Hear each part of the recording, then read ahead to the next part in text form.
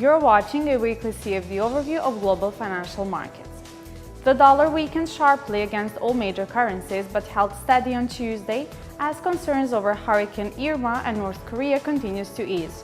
USD Japanese yen moved away from a 10-month low point of 107.32 touched last Friday. The pound jumped higher on Tuesday after data showed that UK inflation jumped to its high joint highest in 5 years in August.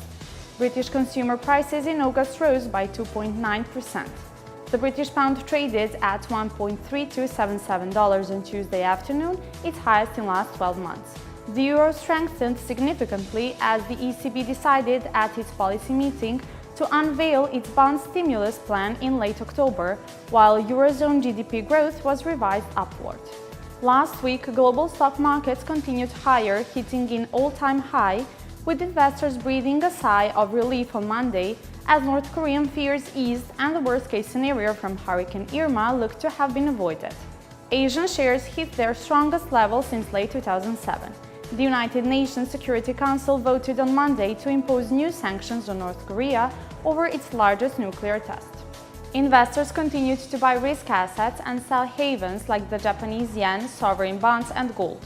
Therefore, yellow prices remained slightly lower on Tuesday as risk sentiment surfaced after the weekend's events appeared to be less catastrophic than initially estimated.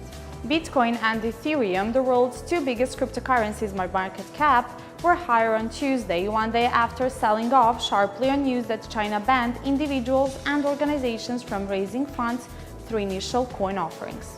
The oil mostly traded in a $2 range last week. Investors look ahead to weekly data from the US on stockpiles of crude and refined products to weigh the impact of Hurricanes Harvey and Irma on supply and demand.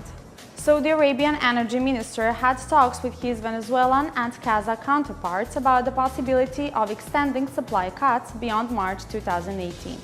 Last week, there were 3 oil rigs in total less than the previous week, Baker Hughes Energy Services company data showed on Friday.